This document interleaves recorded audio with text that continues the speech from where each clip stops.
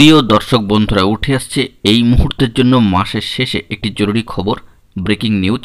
শিক্ষা সংসদের বড়সড় একটি গুরুত্বপূর্ণ তথ্য এই ভিডিওর মধ্যে, তাই সিরিয়াস টপিকটিকে নিয়ে আর্জেন্ট ভিত্তিতে ভিডিওটা কিন্তু ক্রিয়েট করতেই হচ্ছে আপনাদের জন্য। শিক্ষক বন্ধুরা সহ বাকিরাও এই ভিডিওটি অবশ্যই দেখে নেবেন, কারণ গুরুত্বপূর্ণ ইনফরমেশন থাকছে। ভিডিওটি সম্পূর্ণ শেষ পর্যন্ত শুনে বোঝার চেষ্টা করবেন, চ্যানেলটিকে সাবস্ক্রাইব করে নিয়ে সঙ্গে থাকবেন। চলুন আমরা একদম কথা না বাড়িয়ে মূল আলোচনার মধ্যে প্রবেশ করে গিয়ে একেবারে সম্পূর্ণ বিষয়টিকে সামগ্রিকভাবে জেনে নেওয়ার চেষ্টা করি। অত্যন্ত গুরুত্বপূর্ণ খবর, আজকের ডেটে দাঁড়িয়ে শিক্ষা সংসদের একটি বড়সড় তথ্য আপডেট কিন্তু উঠে আসছে।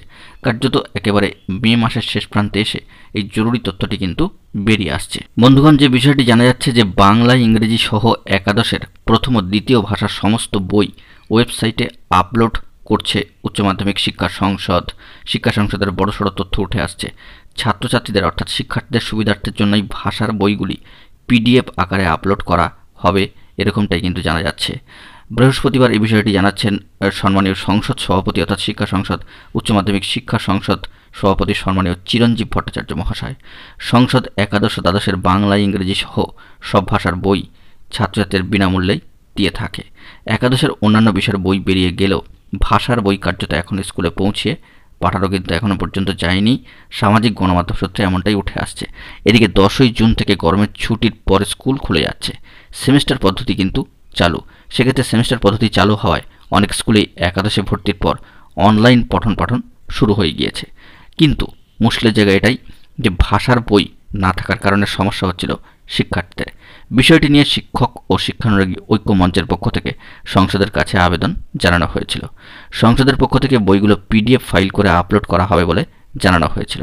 ওয়েবসাইট থেকে আপাতত ডাউনলোড করে বা প্রিন্ট বার করে শিক্ষক এবং পড়ুয়ারা পঠন পাঠনের কাজ চালাতে পারবেন। এইভাবে স্কুলে স্কুলে এই বইগুলি হার্ড কপি পৌঁছাতে জুনের শেষ হবে বলেই সংসদ সূত্রে এমনটাই খবর, যা সরাসরি সামাজিক গণমাধ্যমের সূত্র ধরে বেরিয়ে আসছে। প্রসঙ্গত উল্লেখ্য যে এই শিক্ষাবর্ষ থেকেই উচ্চ মাধ্যমিক স্তরে কার্যত সেমিস্টার পদ্ধতি চালু হয়েছে।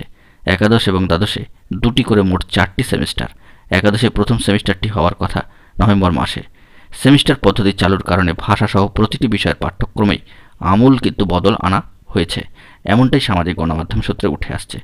এই যে ভিডিওটি আপনাদের জন্য সিরিয়াস টপিকটির উপরে ক্রিয়েট করলাম, কার্যত শিক্ষক শিক্ষার্থী সহ বাকিদেরও কিন্তু অত্যন্ত দরকারি তথ্য। ভিডিওটিকে অবশ্যই লাইক, কমেন্ট ও শেয়ার করে সকলকে দেখার জন্য সুযোগ করে দেবেন। বন্ধুরা, এখন এই পর্যন্তই। গুরুত্বপূর্ণ আপডেটগুলি পাওয়ার জন্য চ্যানেলটিকে এখনই সাবস্ক্রাইব করে নিয়ে সঙ্গে থাকবেন। ধন্যবাদ।